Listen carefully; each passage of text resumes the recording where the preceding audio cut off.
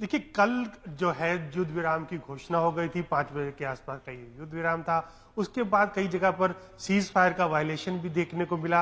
रात कुछ ऐसी खबरें आई कि कई जगहों पर धमाके सुने गए, कुछ ड्रोन्स बॉर्डर इलाकों के अंदर आए और वहां पर बमबारी हुई वहां पर। लेकिन 10:30 बजे के बाद ये सब शांत हो गया और उसके बाद से अब तक का लेकर के सीज फायर पूरी तरह से जारी है। कोई भी ऐसी खबर नहीं आई कि कहीं सीज फायर का वायलेशन किया हो। अगर मैं दिल्ली की बात करूं तो यहां पर आज 3 महत्वपूर्ण चीजें हमें दिल्ली के अंदर देखने को मिली। सबसे पहले तो प्रधानमंत्री मोदी ने तीनों आर्मी चीफ के साथ बैठक की। इस बैठक के अंदर डिफेंस मिनिस्टर राजनाथ सिंह भी मौजूद रहे, साथ ही साथ सीडीएस चीफ भी इस बैठक के अंदर मौजूद रहे। डिस्कशन हुआ, आगे की रणनीति तय हुई कि क्या करना है, कैसे करना है, वो सब चीजों के ऊपर फोकस रखा गया।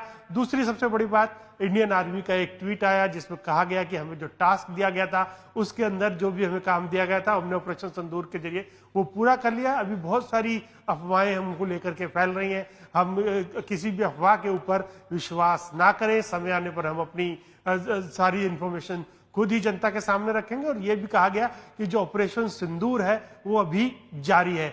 तो यानी कि जब तक ये ऑपरेशन सिंदूर खत्म नहीं हो जाता तब तक आगे की कोई रणनीति या आगे की कोई बताने की जो जनता को जरूरत है वो उसके बाद ही की जाएगी। तीसरी डेवलपमेंट हमें रक्षा मंत्री राजनाथ सिंह की तरफ से देखने को मिली। उन्होंने बयान दिया कि जो हमने स्ट्राइक किया है वो खासतौर पर दर्शाता है कि भारत कितना कैपेबल है और भारत चाहे ये टेररिस्ट या किसी भी जमीन पर हो, सरहद के पार हो, उनको भारत खत्म करने के अंदर सक्षम है। तो ये 3 स्टेटमेंट आज दिल्ली के अंदर से निकल करके आए हैं। हालांकि अभी कोई सरकार की तरफ से कोई ऑफिशियल स्टेटमेंट निकल करके नहीं आया, लेकिन सीज फायर पहले की तरह से अभी जारी है और हमें कल तक का इंतजार करना पड़ेगा। जैसे कि जानकारी दी गई थी कि कल 12 बजे डीजीएमओ की बैठक होने वाली है। इस डीजीएमओ की बैठक के बाद आगे की रणनीति तय होगी कि आगे अब क्या करना है।